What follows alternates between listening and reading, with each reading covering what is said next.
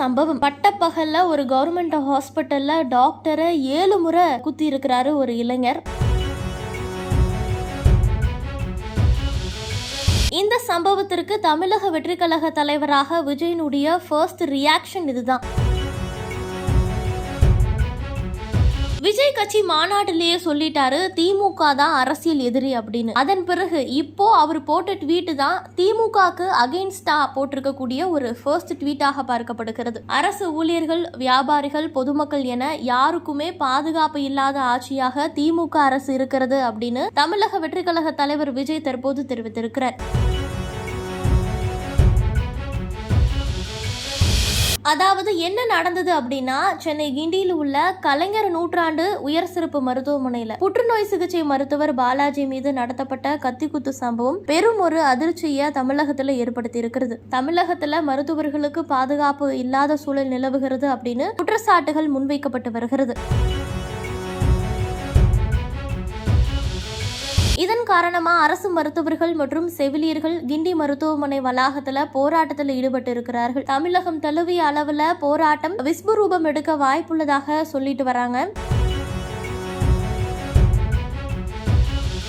Doctor Balaji கத்தியால் குத்தியவர் விக்னேஷ். எதற்காக அவர் இப்படி செய்தார் அப்படிங்கறத பற்றி பார்க்கிறப்போ, தன்னுடைய தாய்க்கு மருத்துவர் பாலாஜி முறையாக சிகிச்சை அளிக்கவில்லை அப்படின்னு நினைத்து அவர் கத்தியால் குத்தியதாக அவரே வாக்குமூலம் அளித்திருக்கிறார்.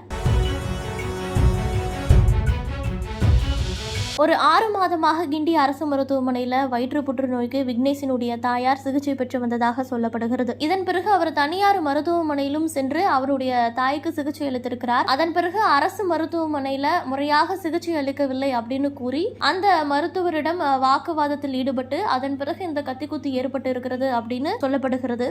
இதற்கு தற்போது தமிழகத்துல பல்வேறு தரப்பினர் தங்களினுடைய கண்டனங்களை பதிவிட்டு வருகிறார்கள்.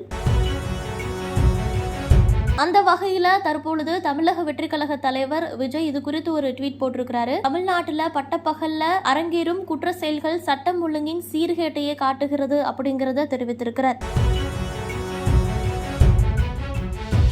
சென்னை கிண்டியில உள்ள உயர் சிறப்பு அரசு மருத்துவமனையில புற்றுநோய் மருத்துவர் பாலாஜி இன்று கத்தியால் குத்தப்பட்ட சம்பவம் பெரும் அதிர்ச்சியை ஏற்படுத்தி இருக்கிறது. உயிர்காக்கும் சிகிச்சை அளிக்கும் இது போன்ற அரசு உயர் சிறப்பு மருத்துவமனையில அரசு மருத்துவரின் உயிருக்கே பாதுகாப்பு இல்லாத நிலை ஏற்பட்டு இருப்பதற்கு தமிழக அரசின் மெத்தன போக்குதான் காரணம் அப்படின்னு விஜய் தெரிவித்திருக்கிறார்.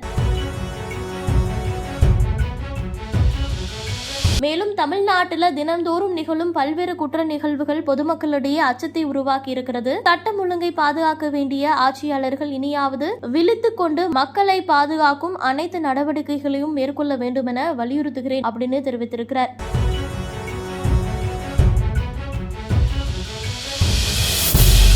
இறுதியாக கத்திக்குத்தில் படுகாயமடைந்த மருத்துவர் பாலாஜி விரைவில் குணமடைய வேண்டுகிறேன் அப்படிங்கறத விஜய் தெரிவித்திருக்கிறார். இது தற்போது கவனம் பெற்றிருக்கிறது.